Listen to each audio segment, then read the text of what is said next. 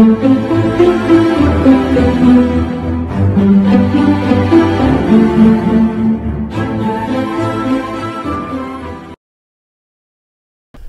beaucoup, amis téléspectateurs de Amani TV. Bonjour et bienvenue dans cet entretien. Aujourd'hui, nous recevons un auteur, El Hadj Malick Ndiaye. Il a publié son deuxième roman et il l'a publié aux éditions Yewouna. Et il s'agit d'un roman qu'il a appelé Le Vagabond. On va découvrir aujourd'hui de quoi il s'agit. Et aujourd'hui, on va parler avec lui de son histoire avec la lecture, de son histoire avec le livre, mais également de ses projets d'écriture, dont le plus récent est ce roman.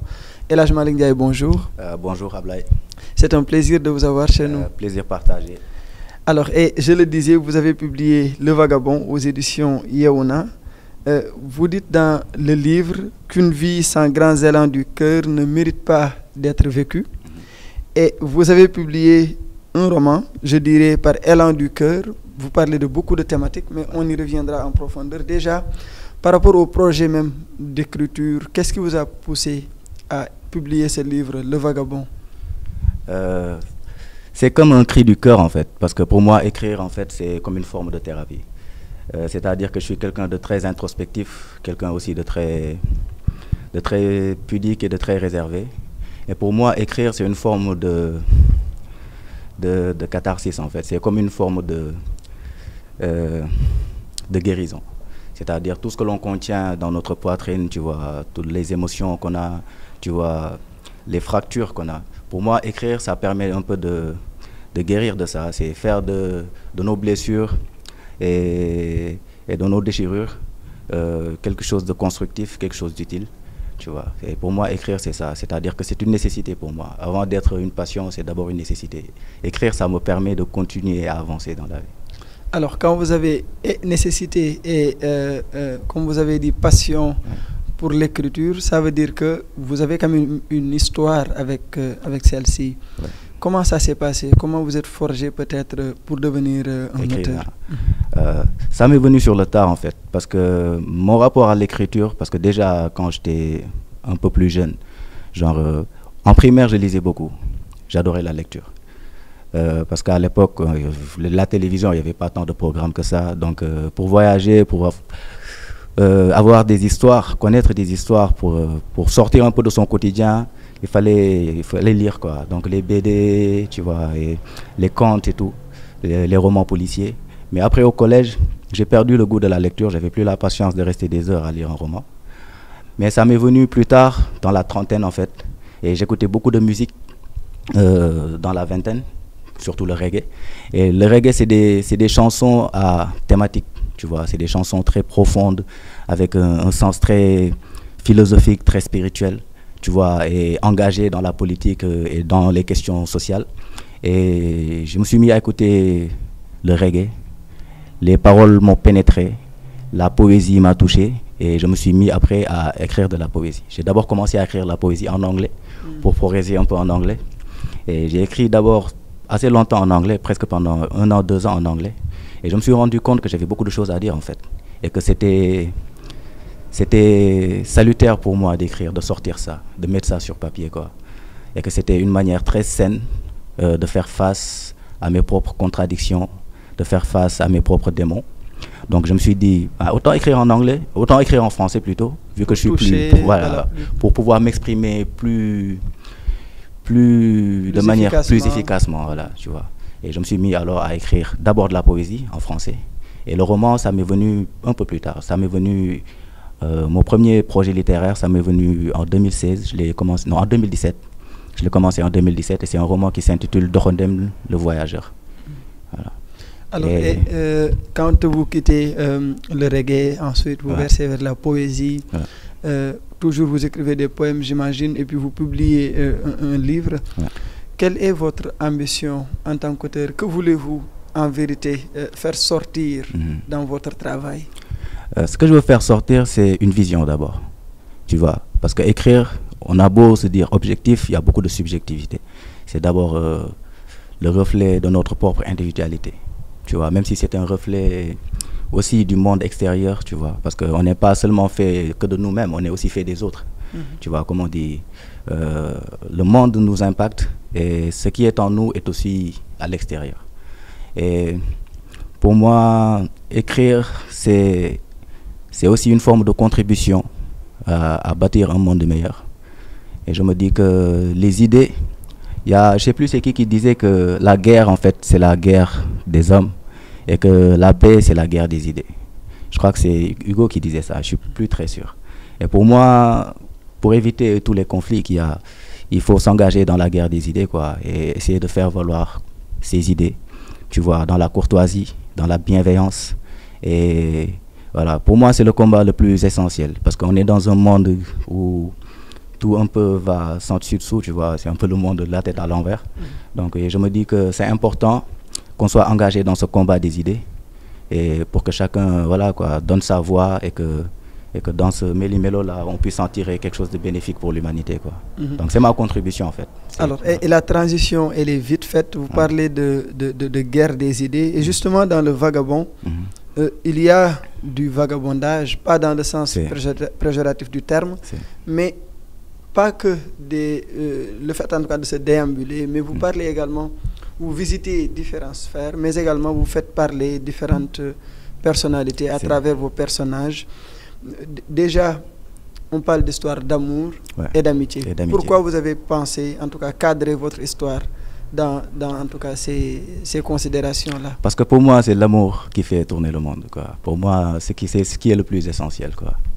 C'est que les hommes doivent s'aimer dans la fraternité et que nous sommes tous un peu les prolongements les uns des autres et que pour construire un monde en paix, un monde, je dirais idéal entre guillemets, parce que je suis un peu un utopiste, on va dire, je suis un romantique. Donc c'est pour ça en général, l'amour en fait, il est le cœur de tous les sujets que j'aborde, que ça soit politique, que ça soit social, que ça soit philosophique. Pour moi, l'amour en fait, c'est le moteur de l'existence.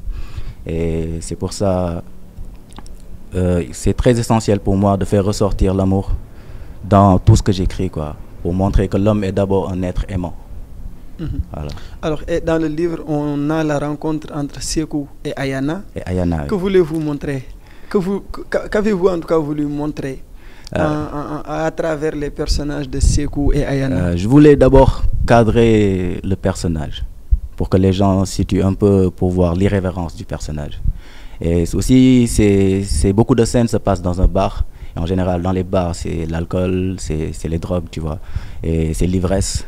Et dans les moments d'ivresse, en général, il y a une certaine violence physique, aussi une violence verbale.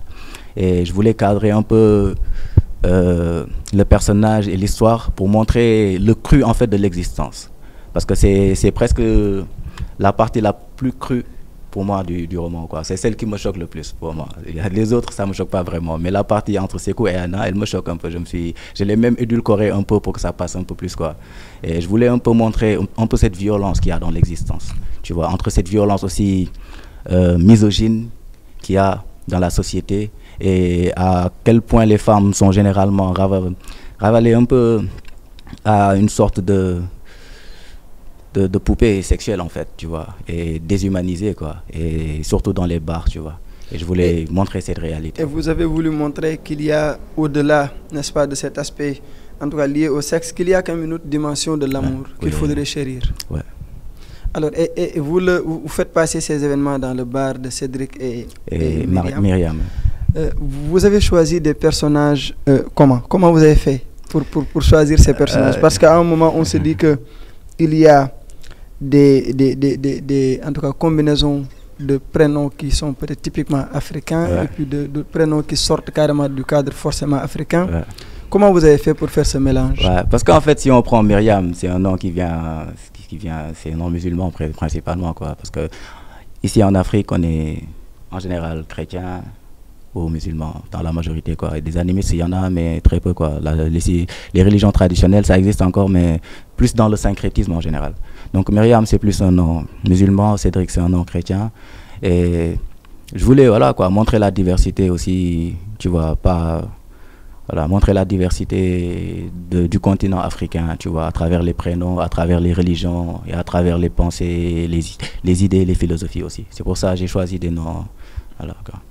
Alors, et à part cette rencontre, il y a souvent des réflexions que vous faites, que ce soit sur le malheur, sur le bonheur, ou en tout cas sur d'autres thématiques. Mais il y a des dialogues souvent que vous faites de façon directe. Il y a des dialogues directs, mais également il y a des dialogues que vous avez préféré souvent des constructions indirectes pour vos dialogues. Mais il y a beaucoup de monologues également. Il y a beaucoup de monologues. Où il y a des réflexions. Mais pour le bonheur et le malheur, quelle est votre conception de ces concepts-là? C'est très flou, le bonheur et le malheur. Je pense que c'est d'abord un état d'esprit, c'est comment on conçoit les choses, comment on les prend, quoi. Parce que je pense que le bonheur, c'est... Je sais pas, j'aurais du mal à le définir, quoi. Parce que dans le livre, j'ai défini le bonheur comme la reconnaissance. Se sentir reconnaissant des bénédictions et des bienfaits que nous avons dans la vie. Et je conçois le malheur comme une forme d'aveuglement par rapport à toutes les bénédictions. Parce que je me dis que la coupe, on la voit à moitié pleine ou à moitié vide en général, tu vois. Parce qu'elle n'est jamais totalement pleine, jamais totalement vide. Donc c'est toujours une forme d'état d'esprit. Et voilà, quoi. Et le bonheur, pour moi, c'est d'abord ça. C'est d'abord la reconnaissance. Savoir reconnaître vraiment les bénédictions qu'on a chaque jour à travers les petites choses. Tu vois, parce qu'en général, on a une vision assez romancée du bonheur.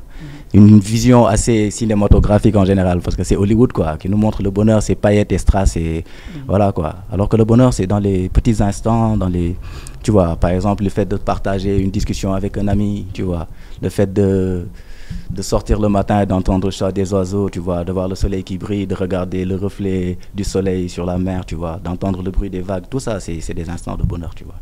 Et le malheur, pour moi, c'est se recroqueviller un peu dans ses difficultés, dans ses, je veux dire, voilà, quoi, dans ses troubles.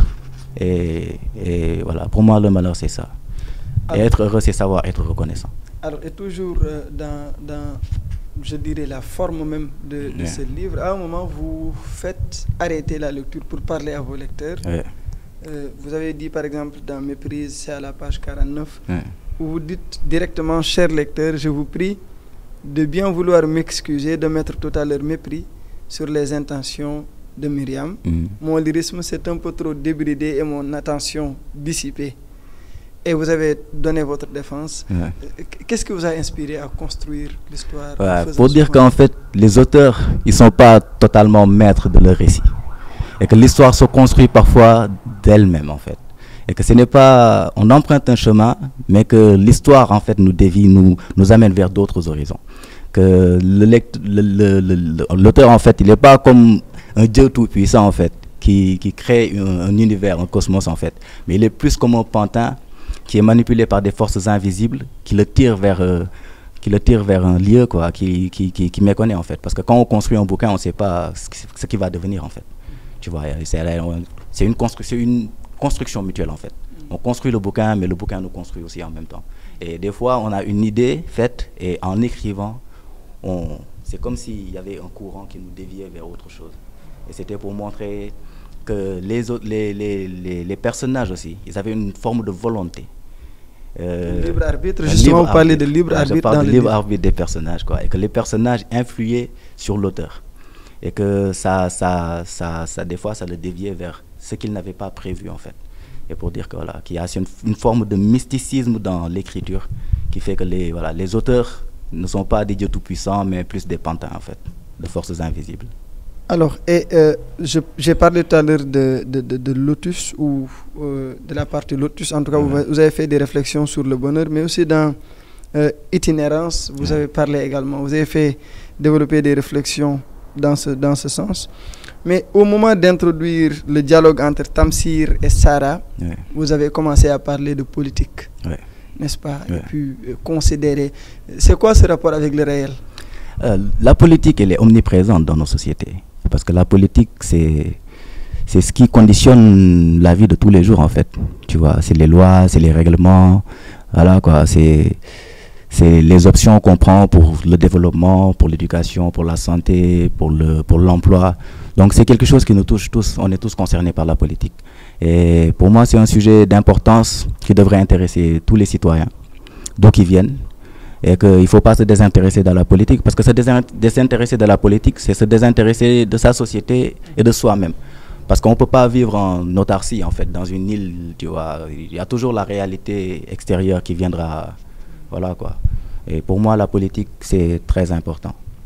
Voilà. Alors, et justement, en parlant de politique, vous avez parlé d'un problème lié au terrorisme. Ouais. Quand on sait que c'est une réalité qui touche en tout cas le monde, et puis vous en parlez, vous donnez des références, je vous ai vu citer France Inter, vous parlez également de ce qui se passe un peu dans les pays touchés. Pourquoi cette problématique vous préoccupe? Elle me préoccupe beaucoup parce que avant, en fait, le diable, c'était le communisme.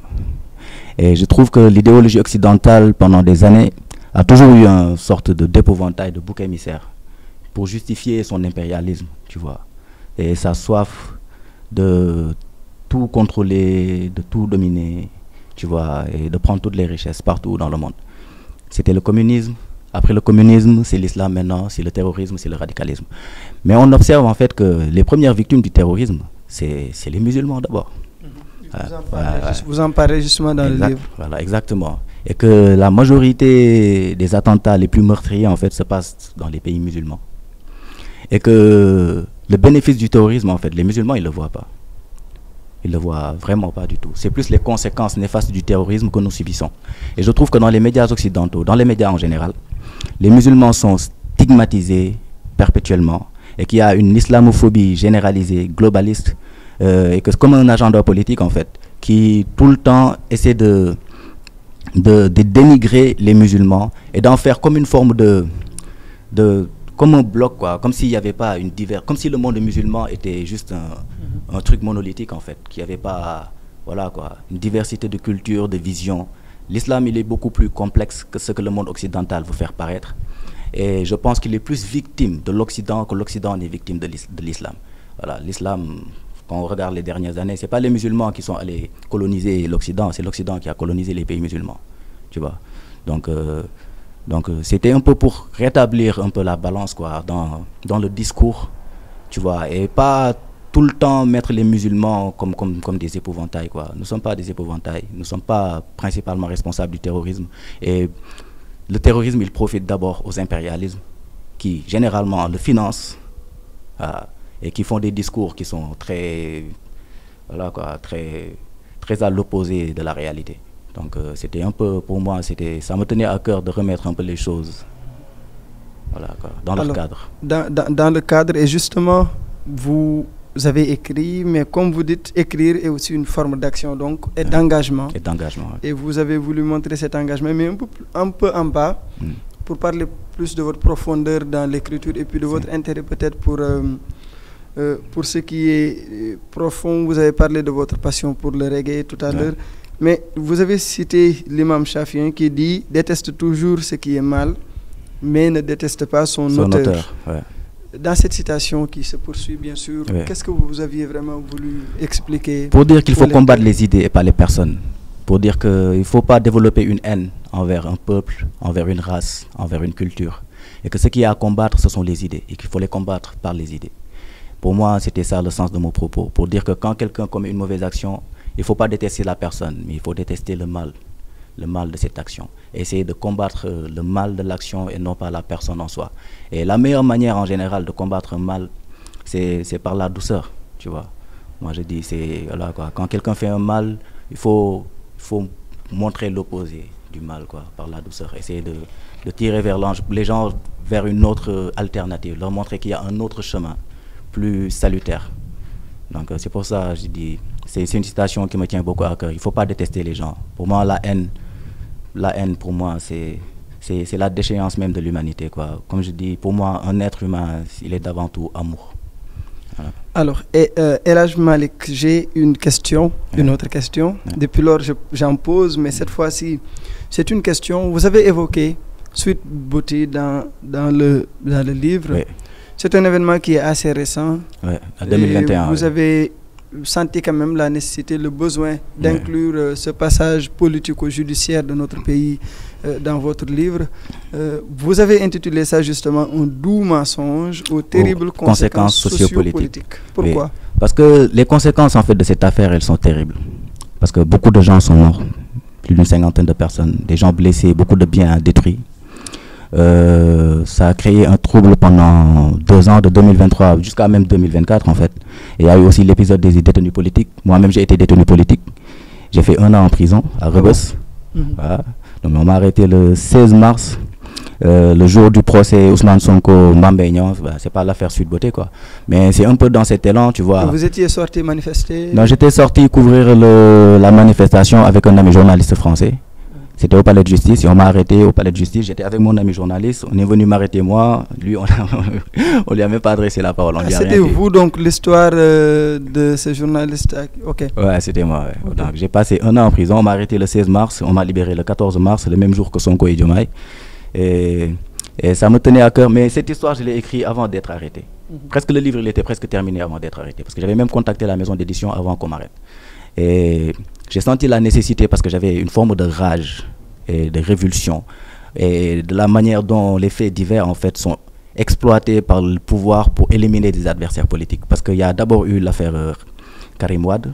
Parce que moi en 2012 au second tour j'avais voté pour Macky Sall. Tu vois, et pareil quand il disait que c'était une demande politique de juger tous les gens qui ont détourné l'argent public, j'étais d'accord dans le fait que c'était une demande politique. Mais la manière dont ça a été fait, j'ai trouvé que c'était une forme d'instrumentalisation de la justice pour éliminer un adversaire politique. Parce que le fait de renverser la charge de la preuve et de condamner une personne alors qu'on n'a pas vraiment des preuves de ce dont l'accuse, je trouvais que c'était une injustice flagrante. Et pour moi, l'injustice, c'est le pire des mots, quoi. Et je préfère qu'on libère, qu'on laisse courir 10 coupables plutôt que de condamner un seul innocent. Et après, il y a eu l'affaire Khalifa Sall. Et après, le leader de l'opposition, c'était Sonko. Donc il fallait l'éliminer. On n'a pas trouvé de moyen de l'éliminer sur le plan purement politique, donc on a créé une histoire. Et je trouvais que l'histoire, elle était flagrante, elle était cousue de tout fil, qu'elle était incohérente et tout. Et par rapport à je veux dire, toutes les conséquences que ça a eu sur le Sénégal, du point de vue économique, du point de vue social, il y avait plus de 2021, il y a déjà eu le Covid en fait. Donc presque tout le deuxième mandat de Macky Sall, ça a été des troubles en fait. Il y a eu le Covid, après il y a eu l'affaire Adji Sarr, après il y a eu l'affaire Mame Mbaye Niang, et de 2019 à 2024 en fait, on a vécu un peu comme dans une forme de guérilla urbaine quoi. Et je trouvais que c'était important pour un intellectuel de donner son point de vue. Voilà. Alors, et vous avez donc donné votre point de vue en tant que... Vous en avez parlé un peu. Mais quand on revient à la forme, j'ai vu des hashtags dans le livre. Qu'est-ce qu'il explique? C'est votre choix personnel ou C'est un choix personnel pour montrer aussi la modernité de l'œuvre. Parce qu'on est dans un monde où tout est hashtag aujourd'hui. Donc tous les sujets, c'est hashtag Free Palestine, hashtag George Floyd. Donc tout ce qui est d'actualité en général, on met hashtag quoi, pour montrer que c'est dans l'air du temps. C'est le sujet dont tout le monde parle. Et je voulais un peu inscrire le bouquin dans cette forme d'actualité, tu vois, pour dire qu'en général aujourd'hui, l'information, c'est d'abord les réseaux sociaux, c'est voilà, quoi, c'est les liveurs, voilà, parce que même quand on voit aujourd'hui Pastef, il a pu se densifier à travers vraiment les réseaux sociaux. Donc aujourd'hui, c'est pour moi la parole, c'est d'abord voilà, quoi, les réseaux sociaux. Et tout au long du livre, on a senti le cadeau qui a été mentionné. Et c'est ce cadeau-là, justement, un cadeau en tout cas qui va finir le livre.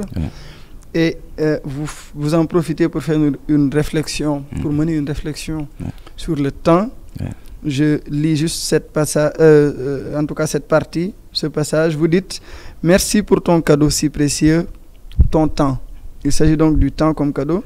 Tu as vraiment le sens de ce qui importe et a de la valeur, le temps. Le temps est le seul présent qu'on ne peut pas véritablement reprendre.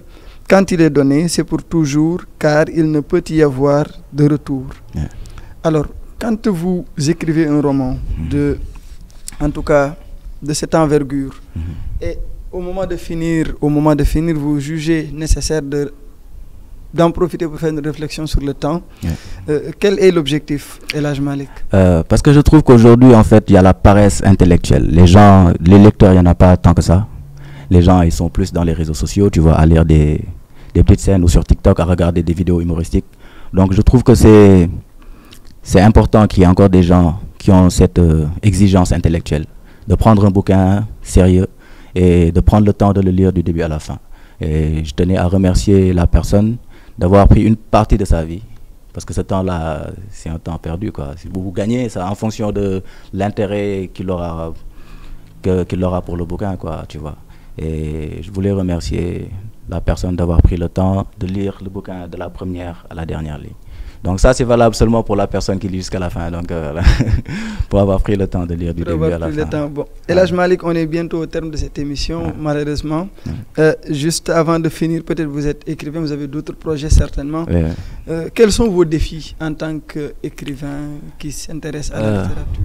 J'ai pas de défi véritablement. Parce que moi, quand j'écris, c'est pas... En général, par exemple, c'est pas vraiment des projets. J'écris comme dans une forme de... Comme vous aviez dit, de thérapie. Ouais, de thérapie, ouais. En général, quand j'écris, c'est parce que j'arrive plus à contenir quelque chose et que ça sort tout seul. Donc, en général, ça, comme je dis, l'auteur, il n'est pas un dieu tout-puissant, il est un peu comme un pantin, voilà, quoi, au service de forces invisibles. Et en général, moi, ce que j'écris, ça se construit tout seul, quoi. Et j'essaie en général d'essayer des fois d'incorporer. Des fois, c'est un peu déstructuré. Tu as l'impression que, voilà, et j'essaie de faire en sorte qu'il y ait une certaine cohérence, une ligne directrice. Mais en général, je n'ai pas un projet défini à la base quand j'écris. J'écris comme dans une forme d'écriture automatique, quoi. Voilà, ça sort tout seul. Alors, et en tant qu'écrivain également, dans le cadre de votre travail, en tout cas pour vulgariser vos œuvres, quelles sont peut-être les difficultés que vous rencontrez ou comment vous faites en tout cas pour les surmonter? C'est très difficile, le milieu de l'écriture. Le business du livre, c'est très compliqué. Parce que ça demande des moyens, ça demande du temps déjà d'écrire un bouquin. Et ça demande des moyens pour la publication, pour la communication, tout ça, pour vulgariser. Et en général, c'est un investissement qui n'est jamais rentable, qui est rarement rentable. Ce n'est pas tous les auteurs qui peuvent vivre de la littérature. En général, on investit de l'argent, on investit du temps. Et c'est pas évident, tu vois, qu'on ait des retours, quoi. Voilà, qu'il y ait beaucoup de gens qui achètent le livre. Mais pour moi, c'est d'abord une mission, quoi, une forme un accomplissement, voilà, quoi. Donc ça, c'est difficile, mais pour moi, dans la vie, ce qui vaut la peine est toujours difficile et qu'il faut continuer d'avancer et que Inch'Allah, quoi, la providence. Alors, on est au terme. El Hadj Malick, peut-être le dernier message pour la jeunesse sénégalaise, africaine de façon générale. Ouais, je trouve que la jeunesse, elle commence à se conscientiser beaucoup plus, à s'intéresser plus à la chose politique. Et je trouve que c'est salutaire pour l'Afrique. Je suis très optimiste pour l'Afrique. Et je me dis que c'est vrai qu'il y a beaucoup de contenu dans les réseaux sociaux qui fait que c'est difficile pour les jeunes, en fait, tu vois, de s'intéresser à la littérature. Mais je me dis que dans les années à venir, peut-être que ça va évoluer dans le bon sens, en espérant aussi qu'il y ait les politiques, tu vois, qui accompagnent les auteurs, les artistes de manière générale. Parce que la culture, c'est très important. Pour moi, le socle de développement d'un pays, il faut que ça s'appuie sur la culture, quoi. Il faut qu'il y ait une identité culturelle. Et il faut aider les artistes, tu vois, et faire des fonds pour pouvoir, voilà, quoi, faciliter la production intellectuelle. Et je suis très optimiste. Je suis très, très optimiste. Vous êtes très optimiste et c'est avec cet optimisme que nous allons en tout cas finir cette émission. Merci beaucoup. Merci à toi aussi. Merci à vous, amis téléspectateurs de Amani TV. Nous sommes au terme de cet entretien. On a reçu aujourd'hui El Hadj Malick Ndiaye qui a publié son roman Le Vagabond aux éditions Yeouna, qui accompagne pas mal d'auteurs pour vulgariser leurs œuvres, mais également surtout les jeunes écrivains. On vous donne rendez-vous très bientôt pour un autre entretien sur Amani TV, la chaîne de l'Afrique.